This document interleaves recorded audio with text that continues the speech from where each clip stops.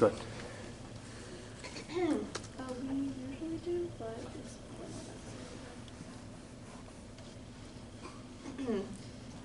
Hello, my name is Hope Karam, and today my team will be affirming that the U.S. federal government should pass the Securing Our Schools Act of 2022.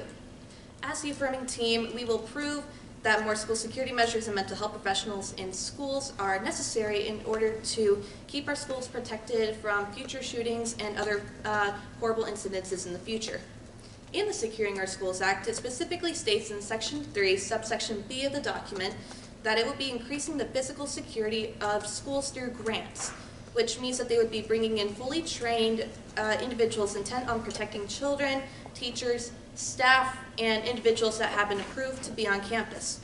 Aside from making absolutely certain that these individuals are fully trained, have received numerous background checks, and their mental health reported to be in good standing, they would also be supplied with weaponry in case of a potential incident were to occur. The security also applies to the buildings as well. And I mean that as in the measures the Act would take to increase this means more cameras, metal detectors, locks on every door, including one-way locks on classroom doors, protective fences around the buildings, peepholes on classroom doors, active shooter alert systems, check-in points, increased lighting, emergency call boxes, two-way radios, and other technological protection systems that would be used to protect and conceal your students and staff that will be brought into play.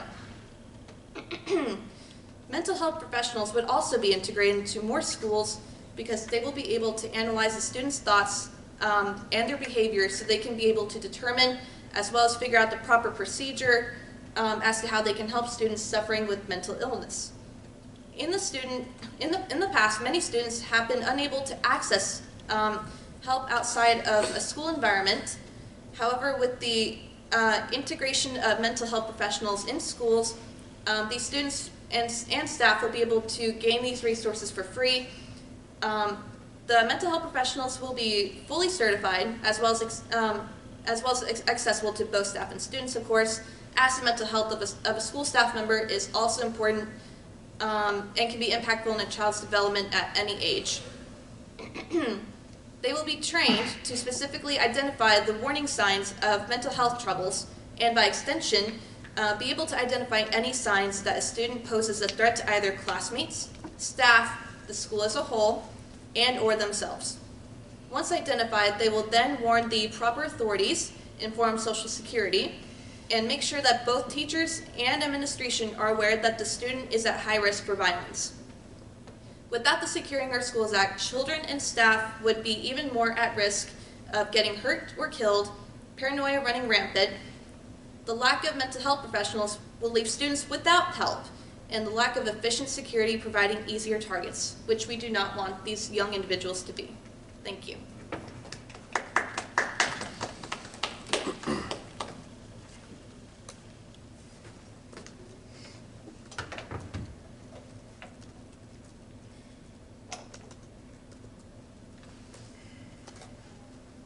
So my name is Brent Weisky, and I'll be introducing the negative case. So the proposed content within the Securing Our Schools Act of 2022 by Senator Ted Cruz is at its best a hasty response to the looming threat to our schools. This bill would see our institutions of education designed into single-entry concrete compounds, stripped of foliage, playgrounds, and equipped with armed guards, surveillance cameras, and security measures that would put the TSA checkpoints to shame. The best solution Senator Ted Cruz could provide is to throw money at the problem by reallocating funds generated by COVID-19 relief to provide schools with means to fortify themselves with armed guards, mental health counselors, and reinforced classroom doors and windows. This short-sighted effort by Cruz demonstrates his ignorance to actually creating a safer and more secure environment for schools. A study conducted by the American Academy of Pediatrics gives an in-depth analysis to the effects of post-traumatic stress disorder, depression, anxiety on children, and it concludes that children have an increased prevalence of post-traumatic stress, depression, anxiety, and other behavioral and psychosomatic complaints, which persist long after cessation of hostilities. Implementing such severe tactics of security measures is a recipe that could surely result in a backfire of its intention and actually play a role in increasing the rate of shootings, where, according to the American Counseling Association, 78% of shooters recorded history of suicidal ideation, threats, and attempts, which is a common indicator of psychiatric disorders. Furthermore, how can we expect to trust such security measures? If we can recall the Uvalde shooting of last spring, Texas Tribune reports a total of 376 law enforcement officers at the site of the third deadliest shooting in Texas. Despite nearly 400 responders, the shooter was given from the point of entry, 11:30 a.m., to 12:50, when the gunman was killed, to amass 21 dead at the site of the shooting. According to an investigation conducted by the Texas House of Representatives, they found that systematic failures and egregious poor decision-making by police force leadership could be attributed directly to the fault of inaction. That is to say, the House holds the very same police, security, first responders solely accountable for this devastating massacre, and you propose that we increase the very same security measures. But even if that were to be true, it really does not matter. The fatal flaw of this bill, that these listed terms, remedies, and resources would be allotted under one key circumstance: the removal of critical race theory. According to Brookings Institution of Washington, D.C., critical race theory traces the ambivalence of American racism and American society, not to individuals, but to United States social institutions laced with racism embedded in laws, regulations, rules, and procedures that lead to differential outcomes by race. This idea that racism is to be found within rules fundamental into the way in which we operate and are regulated is an idea in itself that puts a senator like Ted Cruz at risk. This can be found within Section 5 of the bill, following the conditions of grants clause, where it can be quoted, "A state awarded a grant under this subsection shall require that each eligible school served by the grant not teach critical race theory or include critical race theory in any school program." This bill in reality is an attempt to set a new precedent of political attrition, to utilize the growing threat of school shootings as ammunition to protect the political and governmental forces that be. To accept such a bill for an establishment's political agenda, to accept such a bill would be allowed to ourselves to be manipulated into exchanging children's lives for an establishment's political agenda, thus normalizing the use of human lives as a currency in a war for power.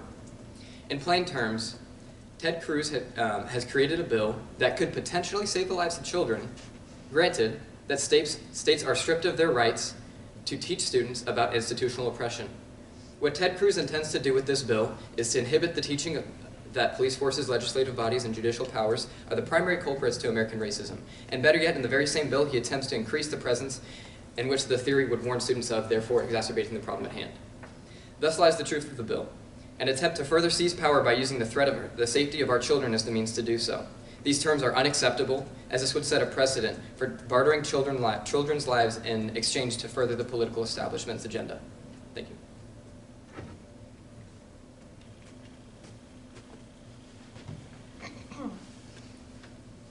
For crossfire, do we just say seated? Come up to the podium, or just kind of like, Just yeah, just so we can see both of you guys, or just, yeah, go like right there, that's fine. All right, I'll get started. So why do you believe that we should ban critical race theory? There has never been once stated that we should completely ban critical race theory, but That's what is stated within the conditions of the bill. It's conditional. So which section? yeah, as I said, it's Section 5 of the bill. Okay.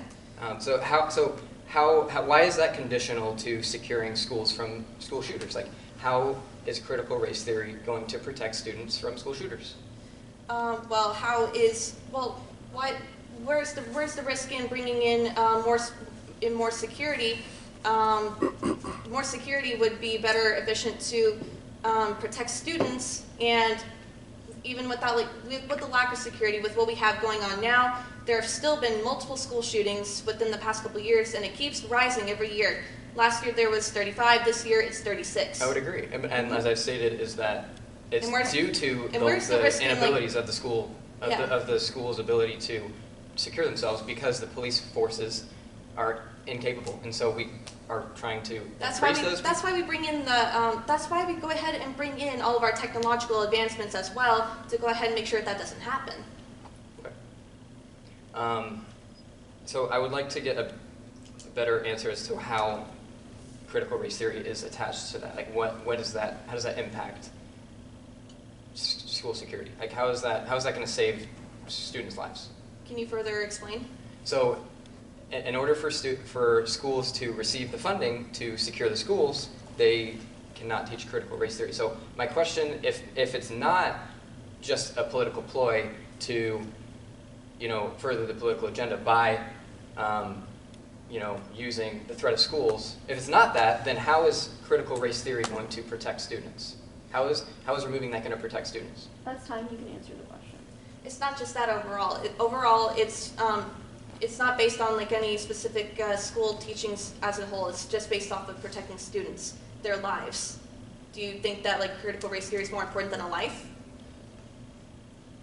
That's time. Okay.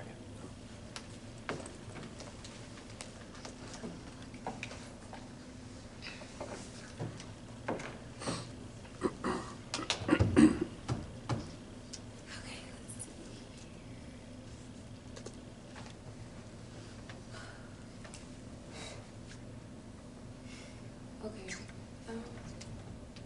All right. My name is Madeline Robertson, my name is Madeline. So I'm going to start off with what my opponent had mentioned in his going against our bill is that PTS, depression, and anxiety, cessation of hostility. So it's making it more hostile towards, I believe that's what I got from what you said, is that depression and anxiety of hostilities, and also you mentioned that it's a recipe for backfire. So I do want to go ahead and restate what our bill is, the agenda of our bill. And so firstly, it's the security system. So we are implementing any technology or measure of installing any infrastructure to cover and conceal students within the school during crisis situations. I said during crisis situations. So that means that we're going to be able to have it on standby if something were to happen. So we're trying to be safe than sorry. And so with coming from the World Population Review of 2022, we have had over 288 school shootings in America alone. It keeps on rising. So something that my opponent also said is that he also mentioned, how can we trust such measures? We haven't had any measures. So that's why we're implementing the bill to create the measures that people can actually trust. So we're creating the security system. And so think about your home. You in place a security system in your home. You want cameras, you want the gate, because that's your home. Students are at school for more than 8 hours. That is where they spend their time. Why wouldn't we want to do the same thing that we do with our homes at our schools where our children are, to be safe? And then also, I would like to mention the mental illness, our mental illness. It is rising, and over 60% of youth with major depression do not receive any mental health treatment. Even among youth with severe depression who receive some treatment, only 27% receive consistent care. So we're providing consistent care, and that's also from Congress.gov, where they take the statistics of mental illness among the youth as well. And so we're not having consistency. And that's the problem. We're not implementing anything. And so that's why we are taking the measure to put this bill into place. And then something also is that my opponent mentioned is manipulation to normalize a war for power.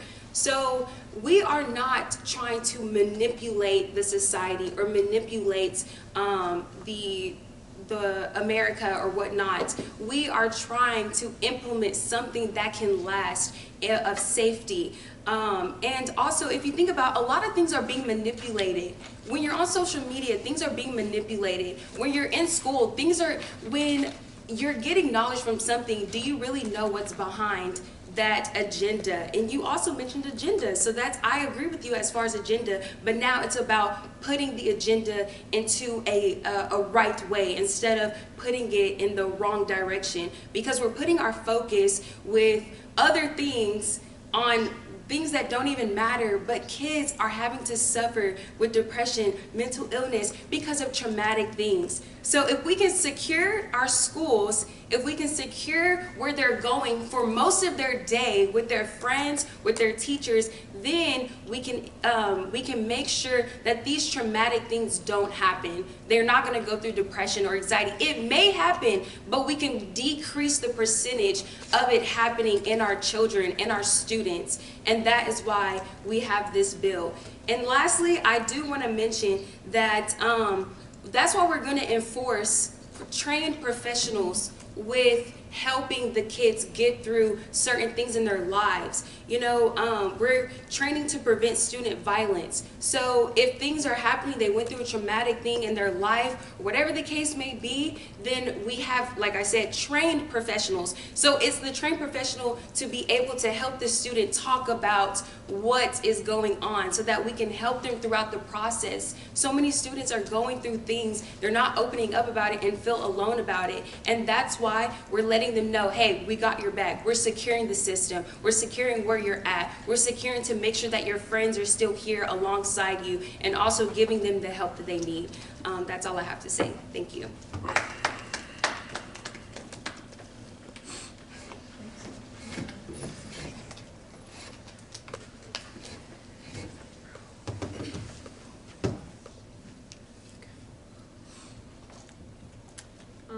My name is Haley Payne. I'll be doing the rebuttal for the negative. I would like to start by talking about something that my opponent said. With the hardening of schools, that has been being done ever since the event that was Columbine in 1999, and it has been shown to be ineffective. The Texas Tribune released an article after the Uvalde school shooting in 2020, and after the school shooting, and it was they did an evaluation of the school district and of the state of Texas as a whole, and the school district was allotted $69,000 from a $100 million state grant to enhance physical security in public schools, and the funds were comparable to what other similarly sized districts were given, but there was no indication that it was used properly to increase their measures in a proper way. And even though the Texas laws require them to require all school districts to employ a method of an active threat plan, the school district did not have one, and it found that only 67 school districts in the state of Texas actually had a valid plan that included proper hardened school security systems. But aside from that, regarding what we were saying earlier, critical race theory, that is a stipulation as a condition in the grants to receive the money meant to go towards protecting American children, and it makes it part of a political agenda when it should not be in there. That should be left up to states to decide whether or not they want to teach their children that. And the bill is attempting to ban an academic theory that is already not being taught in over 38 states. There's less than 10 states teaching this, and a lot of those states are already trying to ban the theory. And the bill also wants to increase the presence of police officers on school campuses. However, there's no evidence that these officers prevent school shootings. And while this doesn't mean they don't prevent school shootings, there's plenty of evidence that these officers are not doing their jobs and that students are paying the price. For example, in Parkland, Florida, in the mass shooting at Marjorie Stoneman Douglas High School, the campus officer stayed outside during the entirety of the school shooting and is now in jail for 11 counts of child neglect. And in Oxford, at the Oxford High School shooting, the shooter had the chance to be stopped by school administration and police officers, and they neglected to do so, and he ended up taking multiple lives in that school shooting. But an increased police presence also negatively impacts students by over-policing schools, especially minorities and lower-class students who are often policed and in turn would be exposed unnecessarily to the justice system over small offenses. And if police officers are over-policing minority students in schools, they would be potentially missing other threats, because statistics show that the majority of school shooters are male 95% of the time and white 61% of the time by Brookings. And a study by the FISA Foundation found that the youth of color are more likely than white youth to experience these harms because of how police officers on campus perceive threats. And so for this bill saying that counselors would be trained to identify threats and signs of mental health issues and that they would alert law enforcement, that could potentially have harms because they would be being alerted to potentially threats that are not threats because they're either just minorities who are being over-policed, or they could potentially be looking at the wrong things because these minority students are afraid of the police officers because of the over-policing going on in these schools and the fact that they are being put in jail more often than the white students at these schools. That's all I really have. All right, crossfire, you guys just stand like on each side of the podium. No, nothing right now. That's, Oh. Crossfire, right? Yeah. Okay. Okay, so I actually have a question for you. You said it's not a valid plan. What's your definition of something being valid? First of all, I didn't say that, but, Okay, can you say what you said? well, I don't know what I said because I didn't say that, but So I'm asking what did you say about the plan? You said something about a valid plan. So I'm thinking, or a political agenda. So you said that's not a valid plan. So yeah, okay. If you didn't say that, that's fine. You want to say something before I move on? Because I got some stuff. no, if you're talking about the critical race theory, I just said that I thought that it was wrong to make students' lives part of a political agenda, and that it was politicizing people when that should be up to the states to decide whether or not their voters want to have their children taught. So. Okay, so a question for that. Yeah. What makes our state not having CRT versus the states that do? Because you were like, other states have it, they're doing this. So what makes them advanced or improved of having that system in place rather than us not having it? Because I'm looking at what's going to move us forward, what's going to give us an advancement in our state. So what is the point of even not having it? So y'all are going against it. So I want to know, Well, first of all, I wouldn't say there's really an advancement like they're better than states who aren't teaching it. It's just the fact that they have a choice, and these states should be allowed to choose that. It should not be a universal or a national ban all around. States should be allowed, the voters should be allowed to decide whether or not they want to teach your kids. So you said choice. When do we ever really have a choice for things? The way people are in society is because someone decided for them what they should like or what they shouldn't do or what they should do. So when we talk about choice, there's not really a lot of choices out. So we're enforcing things that's going to protect, that's going to... Okay, thank you.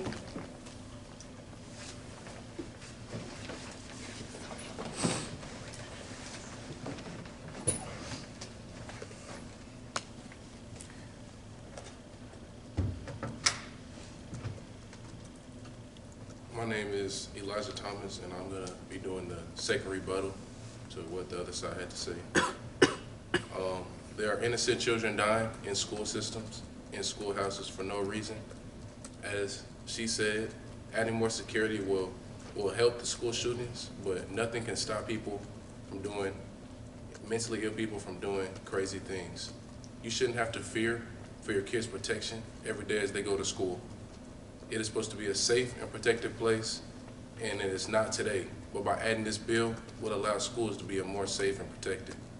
The other side of the debate can say, oh, it's militarizing our schools and making our kids feel coped up and in jail, but would you rather go by what the kids think or have a safety over your child's life? Every day you walk outside knowing that you have police and different kind of security watching over you and doing their best to protect you.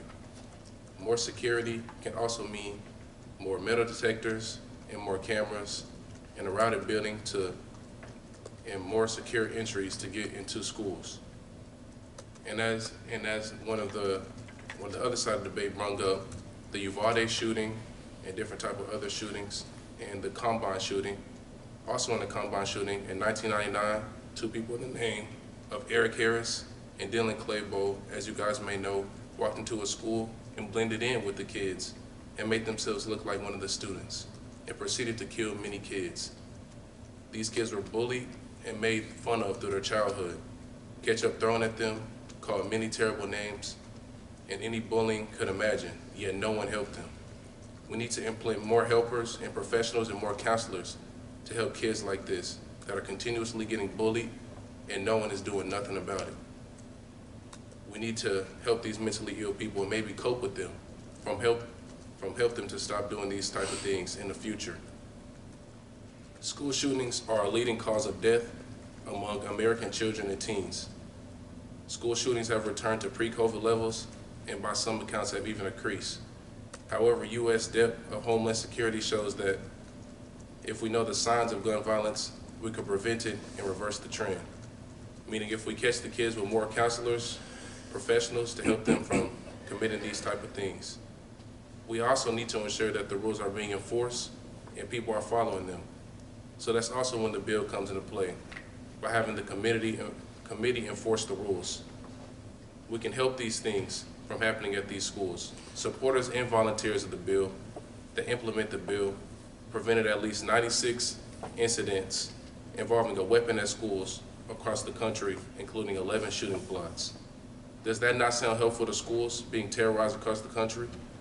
Personally, in my high school, a year ago, there was a school threat roaming around the campus. Tons of police and security were there, and me and the people I communicated with were relieved that they showed up and checked the classrooms. They ended up stopping the shooter outside and also taking his gun. As the other side of the debate talks about the Uvalde shooting, security, and how they came into the schools and how the security were there from 11:30 to 12:50. People always talk about the bad and how the security didn't help them or how the security didn't do anything. But the blogs and the media don't want to also talk about the good and what the security also do to help school shootings. Because as I mentioned, the people have implemented the bill and gone by the bill. They have stopped 96 shootings and 11 shooting plots. So that's why I asked the question today, which side do you take for America's children, life or death? Thank you.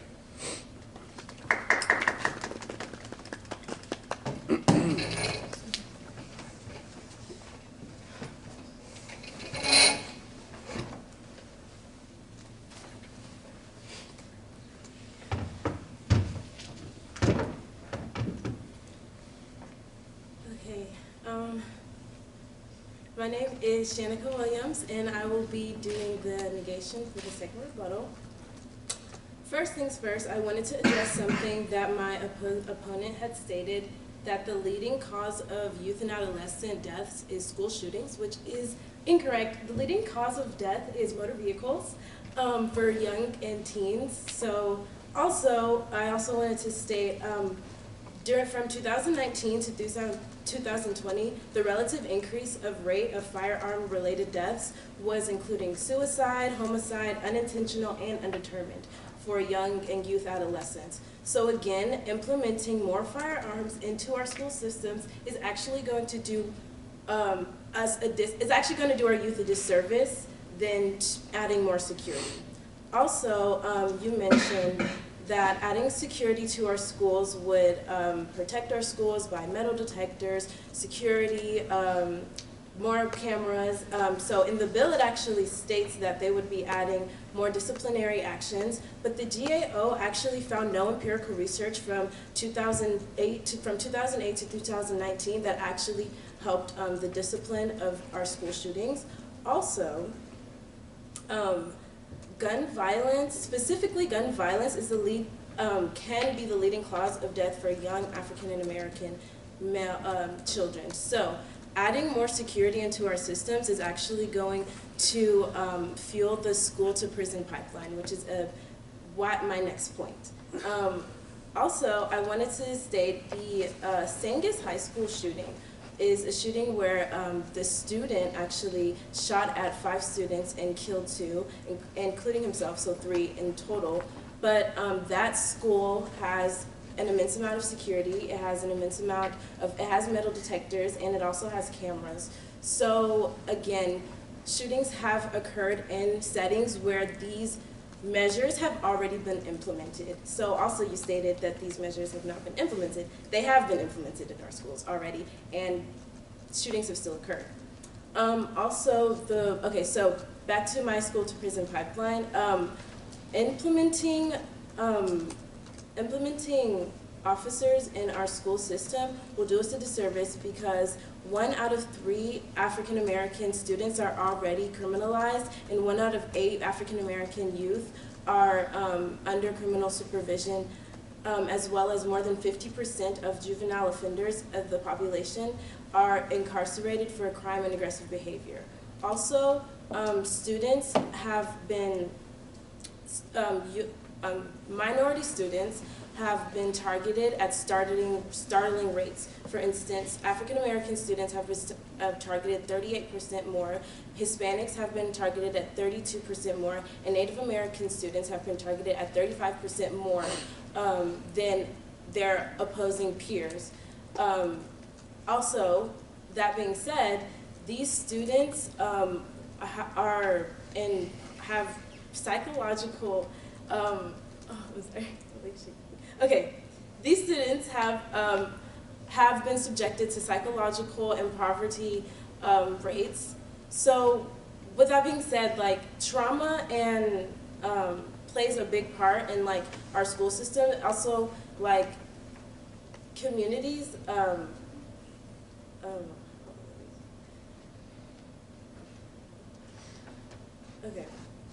Okay, so these communities. This proves that urban and poor communities are predominantly targeted, and also these impoverished communities are already malnourished. So that being said, like my counterpart had said, Parkland school shooting had left 17 people dead, and there was already an armed officer there. So I feel like that doesn't help with the performance of our students. Okay, also,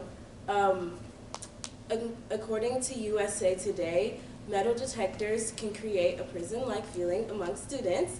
They also say that experts dismiss arming teachers as a safety measure because all of the research in terms of gun violence says that more guns in any situation are more likely for someone to get shot. So again, adding security, adding more disciplinary actions, adding a prison-like feeling in our schools is going to do our students a huge disservice, especially our minority students, because they are already targeted in our school systems today.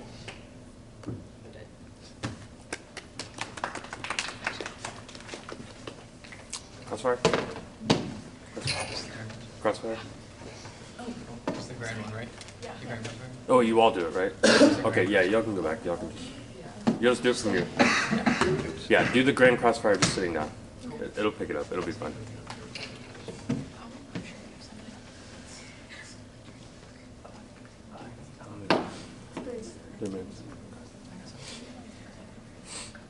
Okay, so according to the CDC, reported homicides from 1994 to 2016 on school grounds account for less than 2% of gun deaths over a 20-year period, right? And according to an article by Columbia University, approximately 5% of mass shootings can be attributed to mental illness. So let's do math. 0.001% of mass shooting events are attributed to mental disorders. So why should we allocate $10 billion to providing mental health counselors onto campuses for a problem that accounts for 0.001% of mass shooting events? Why is $10 billion necessary to go there?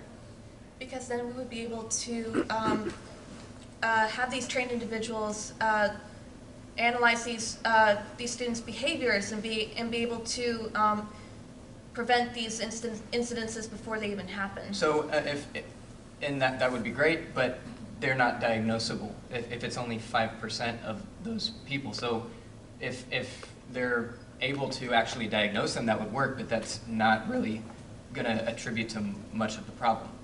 I'd also like to add, nearly all, 96% of public schools already reported that they provide mental health services to their students. So how have what you have done in the past how is that different from what's going to be implemented into your bill? Because we already have counselors in our schools today. We already have mental health professionals in our schools today. And how's that working out? Like, how's it School working shootings out? are rare, again, like I said. Yeah, and They like I are, just provided, it's 2% Yeah. of recorded homicides, and she has also provided its majority. Okay, and I want to go back to what you said. You said $10 billion, right? Sure. Like, why are we spending that much on? When we could be going to plenty of other things. Which makes sense. But let's look at it here. Now we're putting value on people's lives. That's what our bill is doing. We're putting value. So how much are you willing to spend to save your child? How much are you willing to? Is it about saving children, or is it about critical race theory? That's the question. It's about saving security. It's about saving these people, the students. But It's so about that's what would we're it be putting about? worth.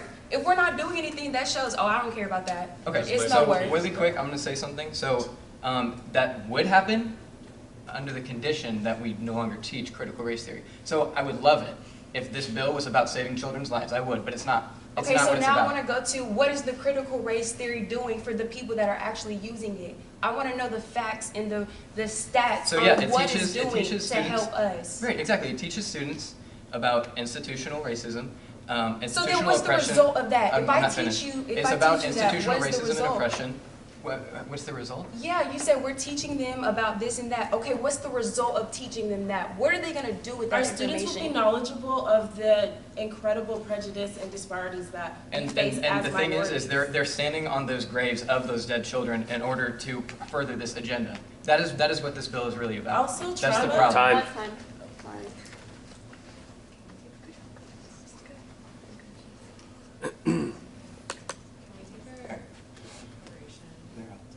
Yeah, sure. 2 minutes? Yes. 2 minutes? They're doing their prep. So you guys take it.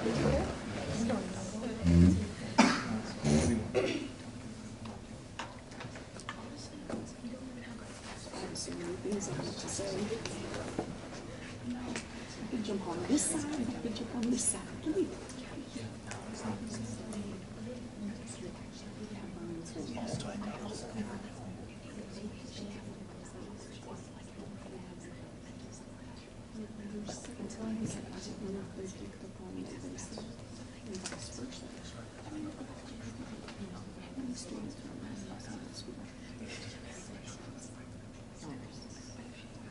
Look it up real quick.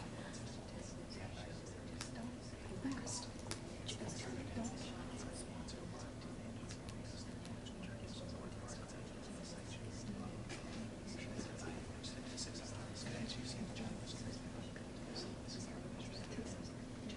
Okay, so not many, right? 1 minute left of prep. Okay, how many counselors? 100%, because that was more.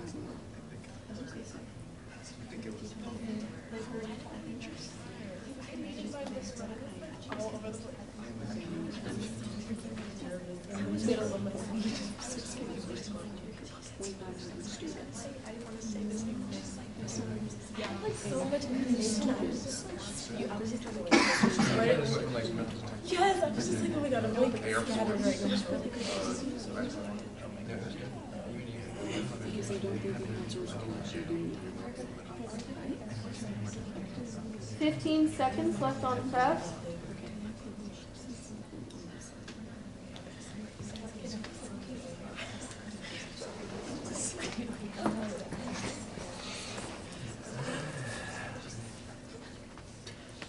That's time.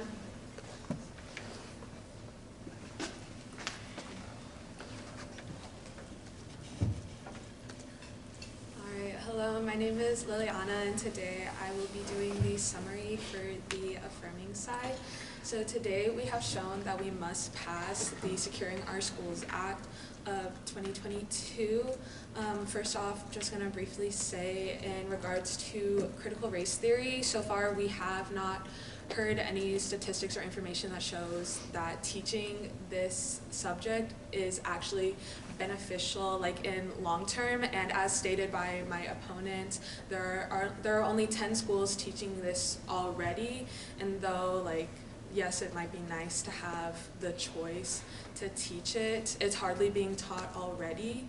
And we really need to make sure that our schools are secure, so that way our children feel safe, because as stated by my companion earlier, kids spend so much time at school, like 8 hours a day. That is so much of their day, and you have security at your home and you want your home to be secure. So why do you not want your kids to feel protected at school? And though they may argue that these schools are prison-like and make students stressed out, it's really unfortunate that that's happening. But these students, would you rather your student feel, students may be anxious at school, but would you rather your child be anxious, or would you rather your child be dead from a school shooting? And though there may be better places to put this money, it's going to take a while for a bill to be drafted that might have a better solution. This bill is being presented now, and we need to take action now, because how many lives are we going to let be taken while coming up with what some might deem a better solution? And we need to, a study shown an article written by Dr. Allison Paolini for the American Counseling Association stated that 87% of people who perpetrate school violence were victims of long-term bullying, and the suggestion was to have counseling groups, because a lot of these school violence perpetrators do not know how to cope with their pain. And so the implementation of these counselors will be able to teach these people who create school violence better ways to cope, because a lot of them, as stated earlier, about 70% of them had a history of suicidal attempts and ideations, and so when they're unable to hurt themselves, they turn to hurting others as revenge. So we need these mental health counselors to be implemented, so that way students who are at risk will be able to come up with better coping mechanisms that can be implemented long-term in healthy and safe environments. And though the security that is currently implemented now may not be the best in regards to the police and metal detectors and such, that's the reason that we are going to be upping the security in order to make sure that our students are safe, and we're going to be doing more thorough training with our police officers to make sure that they will be more efficient in the future. And overall, we need to take action now instead of sitting idly by and letting these horrible things happen to our children and students. I yield my time.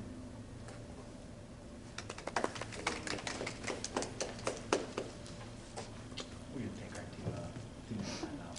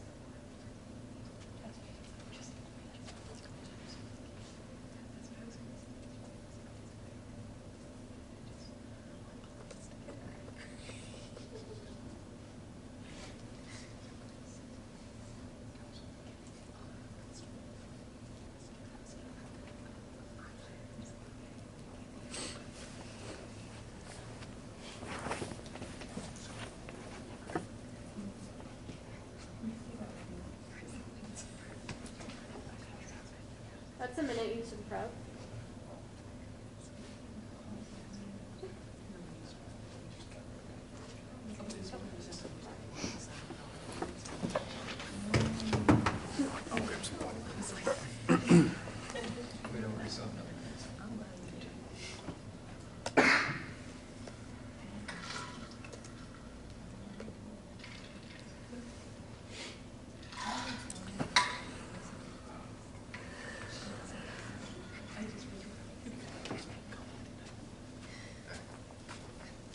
Are you ready? Yeah. Hi, I'm Charlie Muzinski. The U.S. is in peril. School shootings are becoming an unfortunate recurring event. The United States needs to be able to work together on a way to prevent issues that plague our children's safety in school. But submitting a bill that has such a large caveat for our kids' safety is not just. We should not have the schools that our children go to filled with officers like it's a prison, nor should we have to deny the teaching of critical race theory just so the schools can get proper funding. This debate in Securing Our Schools Act of 2022 is not about protecting children, neutralizing threats to students, or enhancing police tactics. It is an attempt to uphold long-standing practices of oppressing minority students by increasing police forces and removing the teaching of critical race theory. How far do we go? Where do we draw the line? Stopping the crime before it starts, shall we employ TSA agents and x-ray scanners for students to enter their classrooms, which may include the use of appropriate technologies, including metal detectors and other deterrent measures, and emergency notification response technology? This bill is vague and threatens the Fourth Amendment of unlawful search and seizure, invokes the idea of guilty until proven innocent. I believe that my team won due to us bringing up strong points on why the bill should not be passed, such as the lackluster responses by the police officers that we already seen when we brought up the Uvalde shooting, and that according to Texas Tribune, it reported a total of 376 law enforcement officers responding to the scene, and it was still the third deadliest shooting in Texas.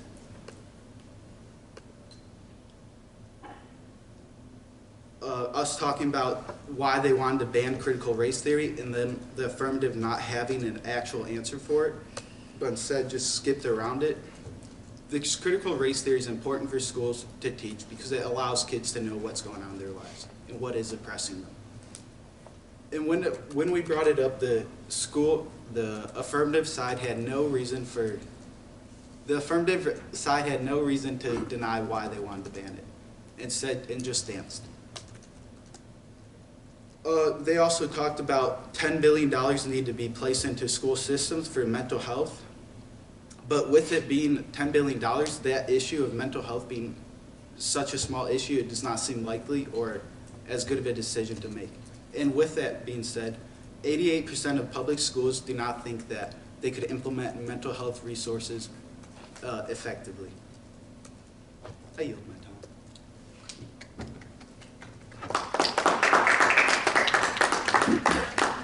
All right, is everybody?